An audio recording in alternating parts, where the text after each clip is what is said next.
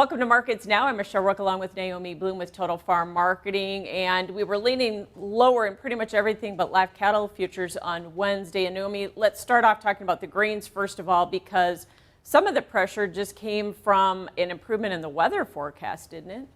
Yeah, very much so. We're seeing much improvement for the Dakotas, Minnesota, temperatures potentially the upper 40s to low 50s going into next week. So, the encouraging thought there is that this recent snow that came through is maybe going to finally start to melt. So, that's what we're going to be keeping an eye on. But I'm also very mindful of that Red River Valley. That when things start to melt there, if things melt quickly, that Red River Valley floods. So I want to be very mindful of that for the producers there. Hopefully, it's a slower melt that will just be perfect as the month of April progresses so they can really start planting in early May for a perfect spring. But of course, as we know, Mother Nature can oftentimes have other plans for us. But we'll want to be watching the southern Midwest. We're hearing reports that guys are really excited and chomping at the bit to start planting maybe late next week, just because there's supposed to be upper 70s and low 80 temperatures in those regions. So it's a situation where because the ending stocks are so tight in this country, we need to have a perfect string and we need to get that crop in the ground. Staying on that weather theme, that seemed to be part of the problem with the wheat market. Is some of those HRW areas are actually expected to get some rain, including Kansas. Is that right? Yeah, that was part of the reason that the market had been having a little bit pullback. The Kansas wheat market recently was able to get up to $9 resistance levels on the daily charts, and that was a very significant price hurdle to get above. So part of it is profit taking. We're also heading into the 3-day holiday weekend, and then also again better chances of rain potential. But boy, they are so dry there that they need just that almost like a California rain system, like what California saw to come in and really save the day there. The winter wheat crop is not rated well at all. Historically, some of the worst that we've seen for this time of year. And talking with clients in Oklahoma and parts of Kansas, they're a little dismayed and they're a little frustrated with how things have been. So we'll want to keep an eye on actual total precipitation amounts for those areas. Yeah, it's been disheartening for producers to watch that we don't have much weather premium in the market when you've got like 57% of the crop nationally that I think that's rated poor to very poor. And, some of the pressure has just been we're not very competitive on an export picture. Is that the other thing that's maybe weighing on the market? Yeah, we're still seeing that definitely. And of course, we're focused with the Black Sea region, and there's exports still trickling out of that area. We're always touch and go with what's happening, but the market seems to be almost immune to any news that's coming out of Russia, Ukraine. So the next thing we'll be needing to keep an eye on is global weather. There's talk that the winter crops, the wheat crops, especially in Europe, have been actually looking decent. So we'll want to keep an eye on that. We'll want to see how Canada is coming out of the winter dormancy period. And yeah, we definitely could use a good boost for our wheat export market. That would help things out a lot too. Yeah. So we talked about profit taking in corn and soybeans, and obviously we've had a pretty good run off of the lows here now, over $1 in May soybeans. And some of that has come on, these tighter stocks and that situation there. So talk about the WASDE as we move into that. How does USDA take the lower quarterly stocks and move those into ending stocks? I mean, are we below 200 million bushels, do you think, on ending stocks now? Yeah, so with the quarterly stocks being tight and ultimately supportive to the market, that is going to come into play on the April regular monthly supply and demand report coming up next week.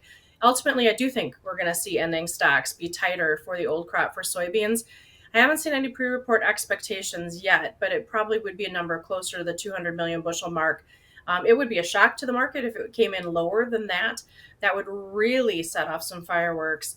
And, talking with a lot of producers, they don't have a lot of soybeans on hand. So I'm very curious how the market's going to respond, what we're going to be seeing for the markets next week, and absolutely keeping an eye on that ending stock number is so important. Also, wanting to keep an eye on crush numbers. And we had a nice soybean export sale, a surprise sale that happened earlier from this week, and that was just supportive to the market as well. So Right. a lot of moving parts yet. I feel that ultimately, though, the soybean market continues to be well supported for now. Seasonally, usually this market still will work higher until May or June. Yeah, and that's true of corn as well. So talk a little bit about that, especially in the context of what we might see for tightening ending stocks in the WASDE and in that vein too. Yeah, and we should see tighter ending stocks for corn for old crop because of the quarterly stocks report that we just had on the March 30th, 31st. So that should be supportive for that market as well. And that'll be a good opportunity for producers to keep getting current with cash sales. The May contract is trading a lot higher than the July contract, still Right. quite inverted. So we're seeing the demand there. And I feel like the producers, every time we're going to get up anywhere near that $7 level near cash, that people still need to be, letting go of sales, letting things go. But a lot of producers have said, I want to sell, but my road conditions right now are so bad. I can't move anything if I even wanted to. So that's another aspect to all of this as well as we're dealing with spring. And then people will get busy with planting. So I'm very curious to see how basis responds going forward. But again, like I said, that corn story, it still is friendly, even though we have this perception that the 92 million acres are going to get planted. With the snowpack in the Dakotas and Minnesota, the market is, a little curious how that's going to play out ultimately. So keep on your toes seasonally. Again, corn and beans both, they'll usually work higher until the middle of May to the middle of June. And then that's your opportunity to capitalize on it. Let's talk quick about cattle because we saw some profit taking Monday and Tuesday. Today back to the plus side. Are we getting pushed here by these sharply higher box beef values or ideas of higher cash, or what is it? Well, it's a tug of war right now. That's what we're going on. So with the cash markets being strong, obviously supportive. Cutout values strong, absolutely supportive. Technically speaking, the market hit resistance levels earlier this week, put in very big topping signals, bearish key reversals. And so there's traders who see that and they're like, that's a little bit more of a sell signal. So why don't we try to sell the market and see if we can get a correction down to the lower end of this trading range? Could be about a $4 to $5 drop if it happens, but ultimately the trend would still be higher. The cattle story is still friendly. Okay. I'm still quite friendly to cattle market unless we see middle class America start to get job layoffs. If we start seeing any of that, then I'm going to get nervous pretty quick.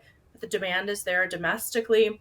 Export demand has been a little bit lagging lately, but it's not terrible. So the story is still friendly, but a little bit of caution from a technical perspective. We're going to need some extremely fresh bullish news quickly, or we might just see a simple correction lower. Yeah, and we've had key reversals before in that market here recently, and we've negated those, so maybe we'll do that again.